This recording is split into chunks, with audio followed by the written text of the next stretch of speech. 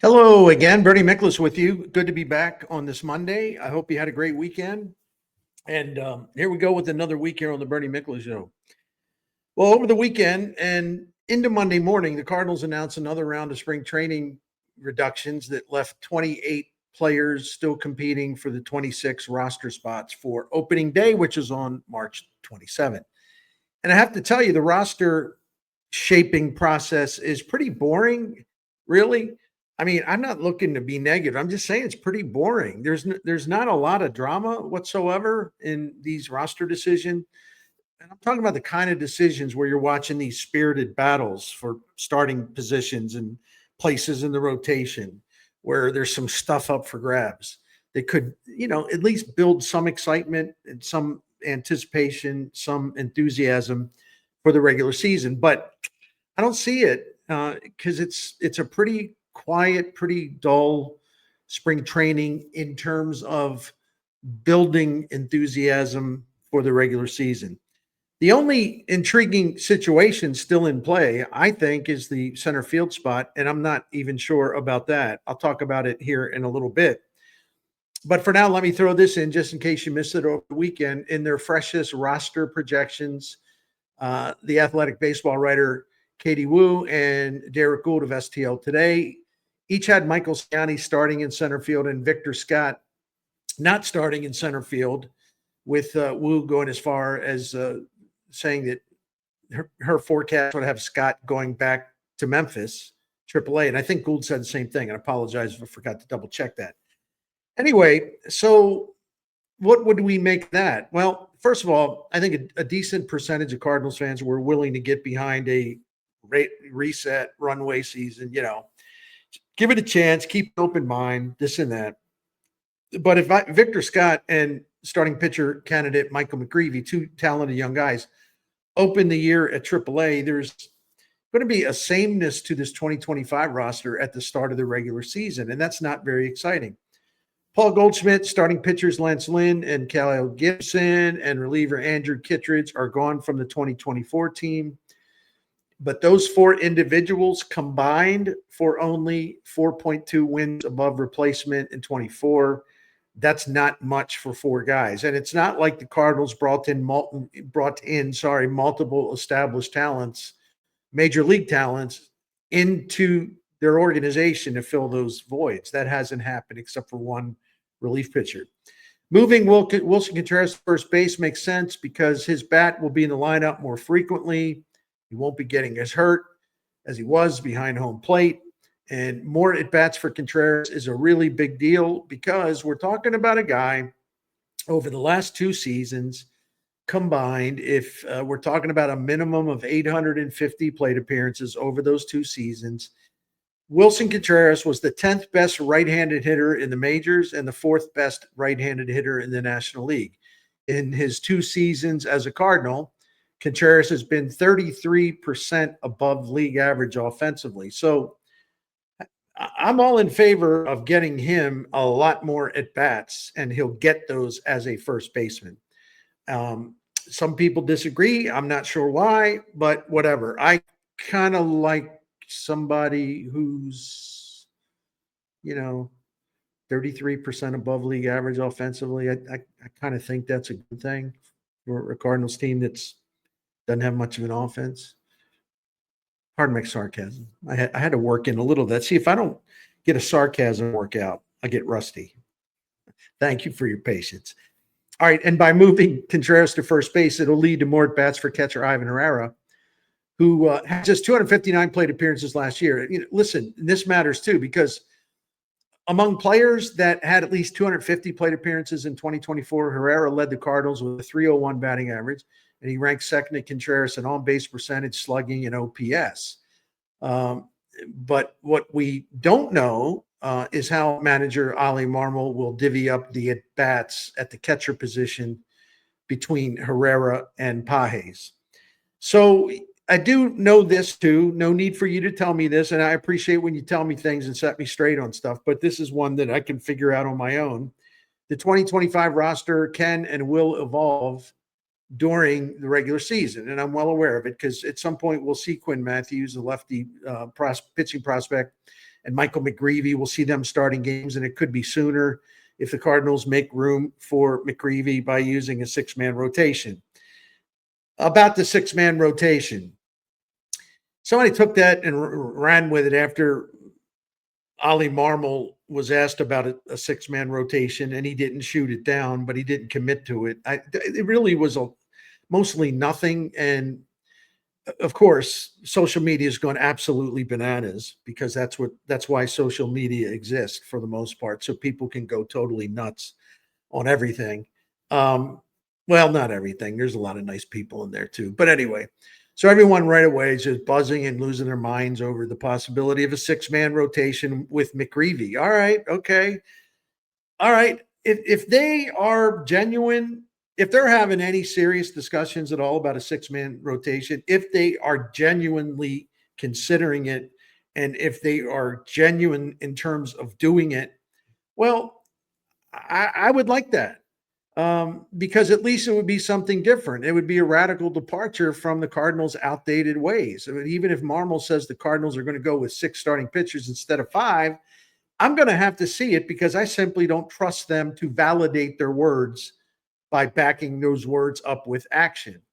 And the other thing, if their version of a six-man rotation is to take McGreevy and make him this year's Matthew Libator, and I think you understand the reference, but just in case, I don't want McGreevy up here and they're going to yo-yo him back and forth, the rotation, bullpen, start, Memphis, rotation, start. I don't want that, okay?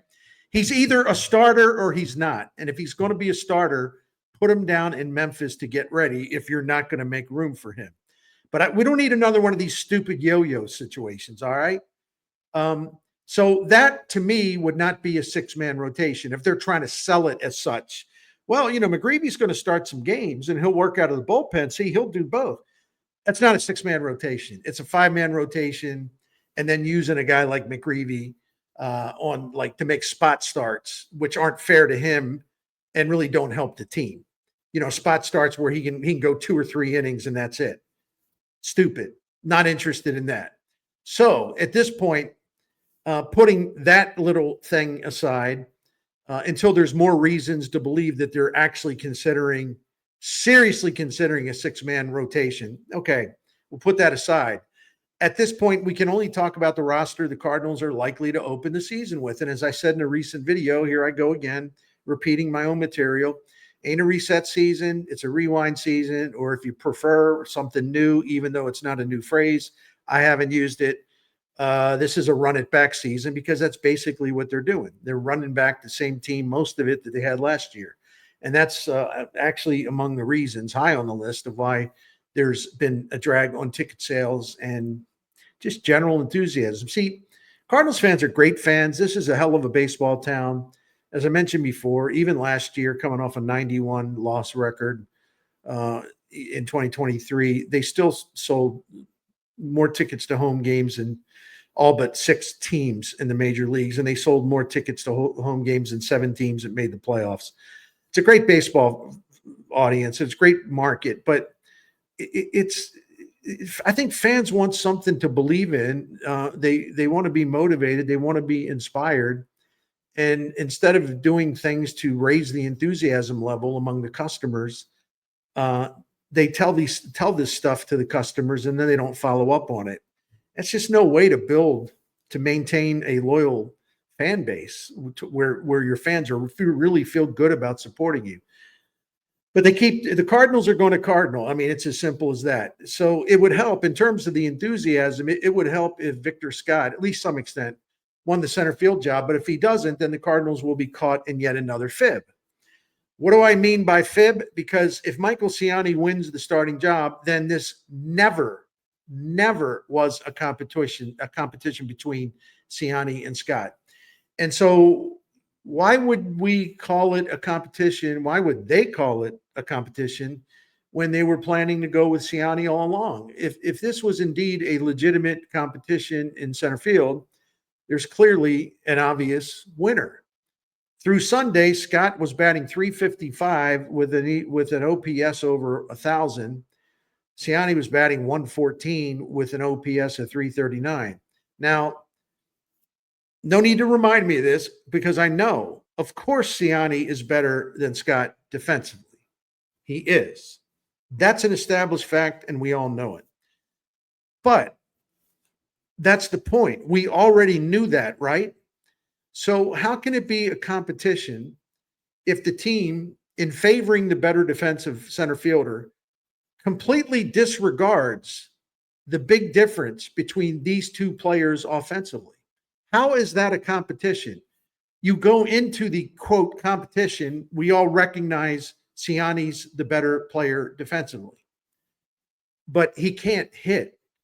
And he, even in the minors, he never did anything close to what Victor Scott did in the minors in 2023. So they can start whoever the heck they want, but just don't do it, under a false premise that this is a competition. Because if Scott does not win the center field job, it never really was a legitimate competition. And this kind of thing to me, maybe not to you, but this kind of thing to me is insulting.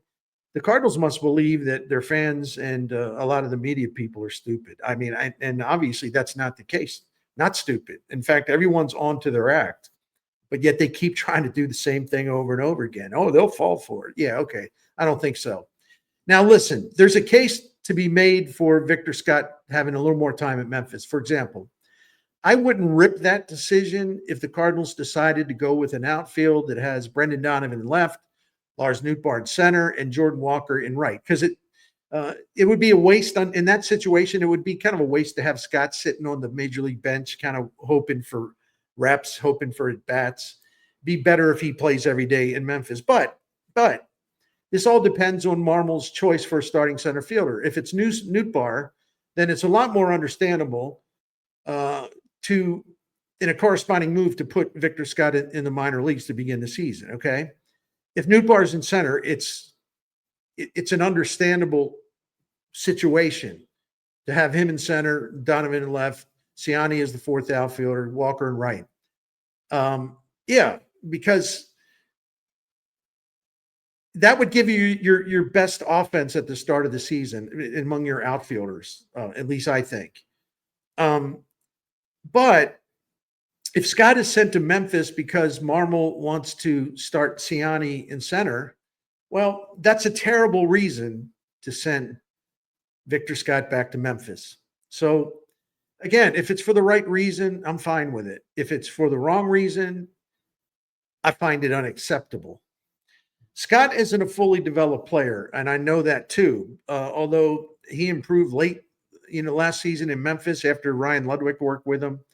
And then when he came up to the majors late in the season, only because of an injury, he took him like a little while to heat up. In the last 20 games, he was really, really good.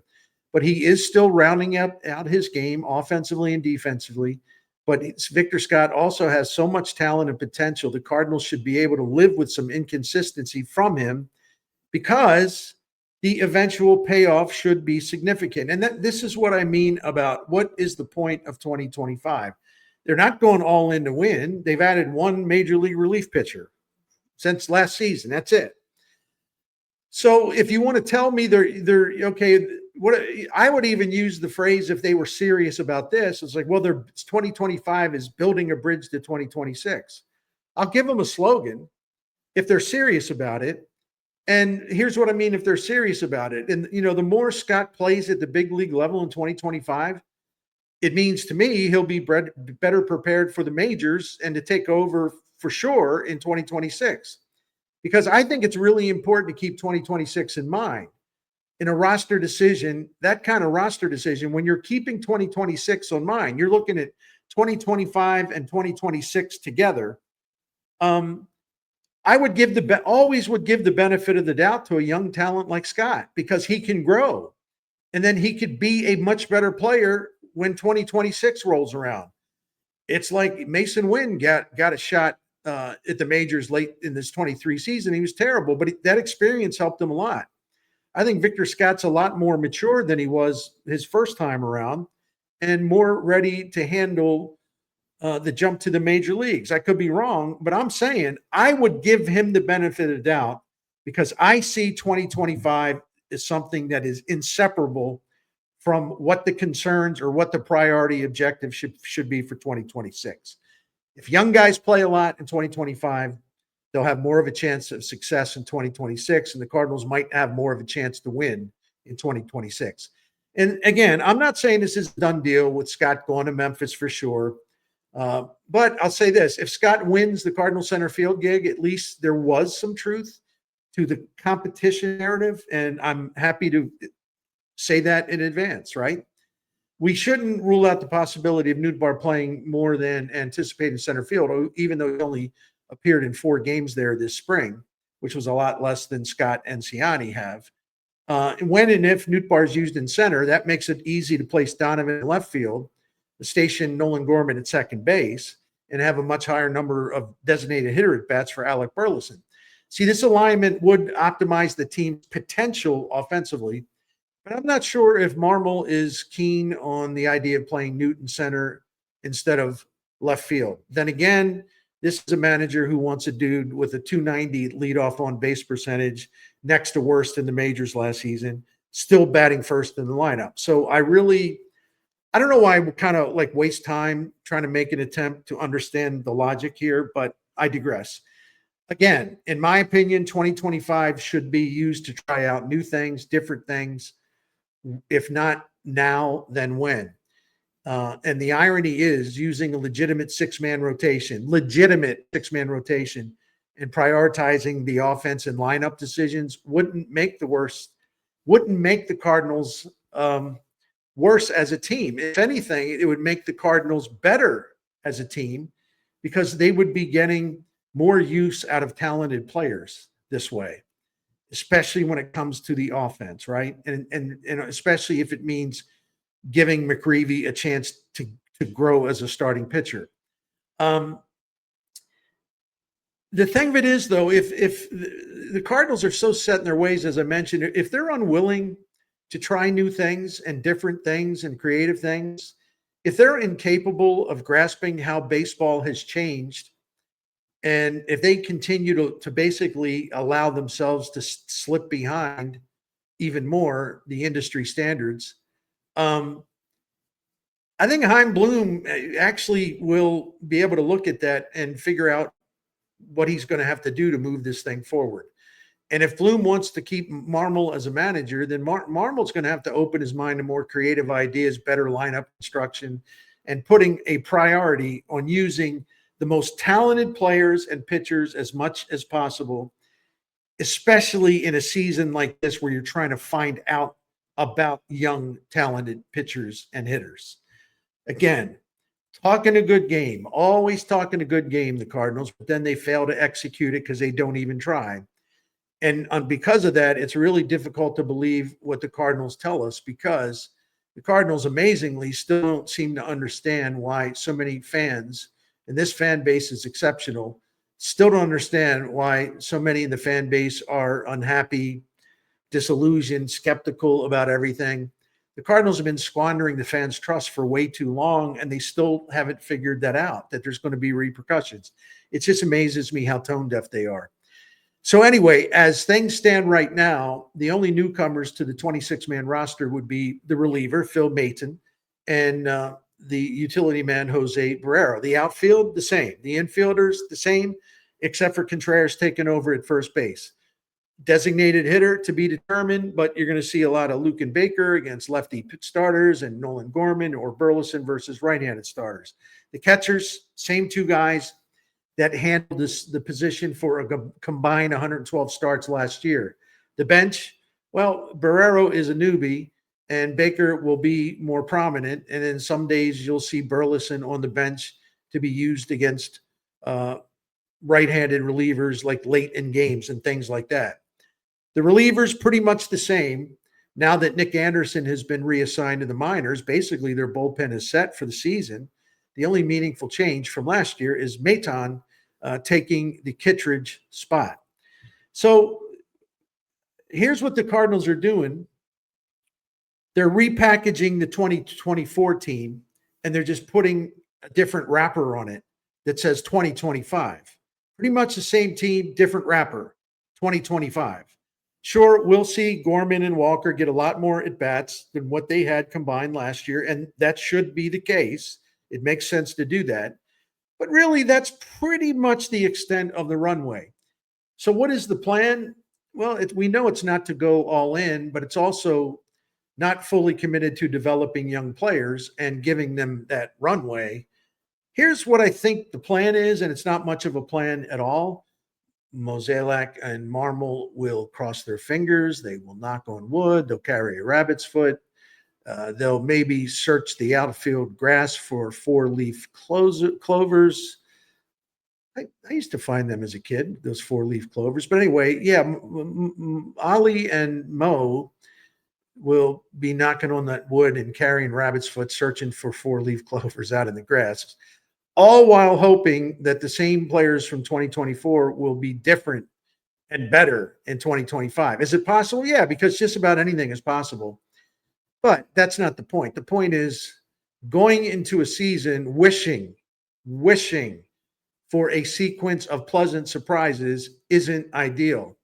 So, in that way, the 26-man roster, if you think about it, is more like Mo seeing it as 26 lottery tickets with Mo and manager Marmol hoping they'll get lucky. If that's what they want to do, that's what they want to do. But I feel like I should point stuff like this out. Anyway, I appreciate you all for watching this. Thank you very much. We'll be back tomorrow with another Bernie show here on my YouTube channel. Thank you.